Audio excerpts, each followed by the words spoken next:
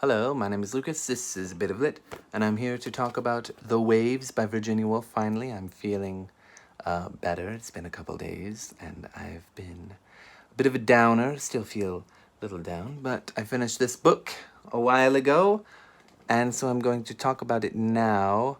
Can't praise Virginia Woolf enough. I've praised her in many videos for To the Lighthouse and Mrs. Dalloway and Three Guineas, and I don't know if I talked about her short stories. I do have one of her books with some short stories and A Room of One's Own as well.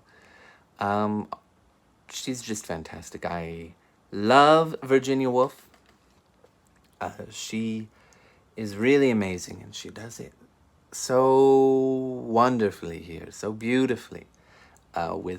It is the most experimental book of hers. I think it's like I think I don't know if I would say this is better than Mrs. Dalloway or even To the Lighthouse. I think To the Lighthouse is my favorite, but this one is like artistically really dense. It's kind of like a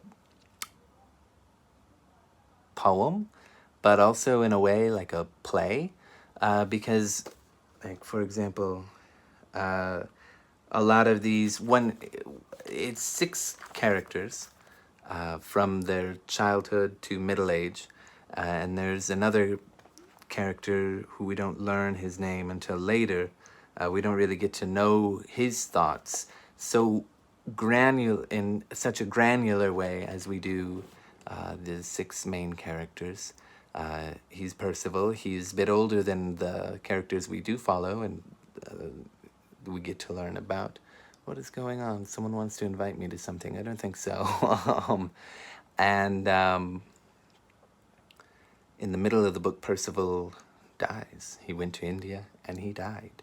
And this has a great dramatic impact on all six of our main characters, which, by the way, at the beginning of each chapter, I guess is what you would call it, we get a description of the sun and the waves and the ocean front, basically, and what you see and how that feels and these kind of things. And it starts from the sun rising, and then each different time in these six characters' lives uh, shows the sun at a different position in the sky. And we've got we get to the end when the sun has gone down, and I mean those descriptions alone are just wonderful, and they definitely reflect the kind of things we will see the characters thinking about, and in a way I think also because it's called The Waves, and it talks about the waves in the beginning, but also the way that it introduces a new character's ideas. Usually it's kind of like six soliloquies all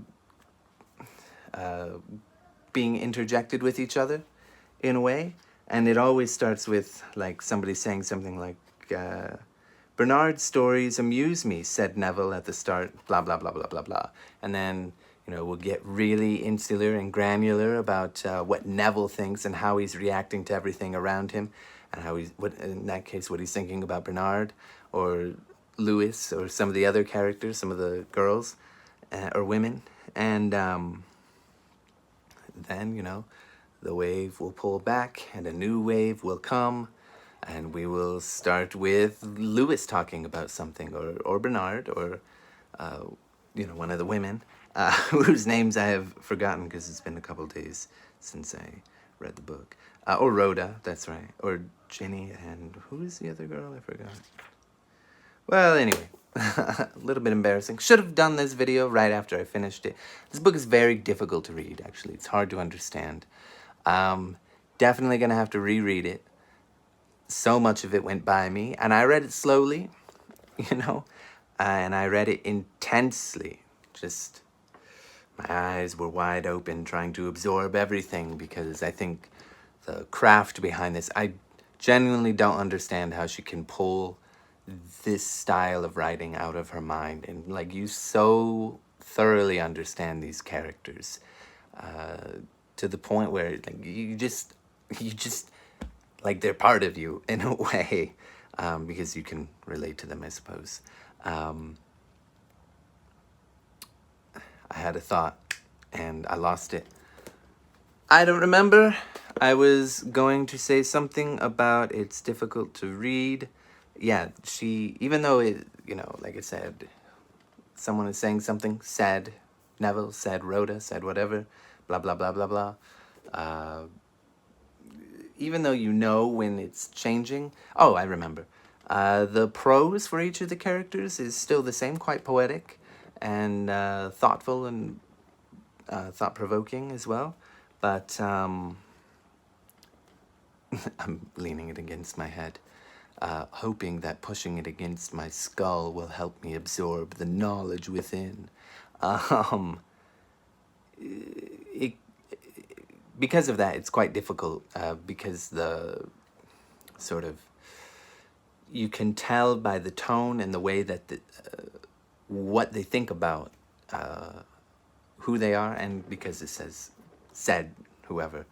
But sometimes you can get a little bit lost. I had to read a couple passages over because I thought I was reading Rhoda, and it was actually Ginny's thoughts. And I realized like this doesn't sound like Rhoda, but you know, so that's a little bit of a problem because the prose doesn't really change. The way they speak and think is still pretty similar.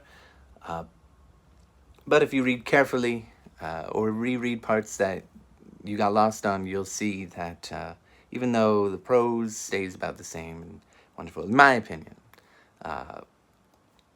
you can at least see how they think is vastly different. And she's so good at that. I don't know how I got confused, but it definitely happened quite a bit. Definitely the most confusing book for me, but a good one, and I love it. And I'm looking forward to, I don't know, I might read Orlando in May. I don't know. Let me know what I should read next. Probably Orlando, actually, or Between the Acts. I think those are my two books. Or I could reread the short stories and talk about those. Thank you.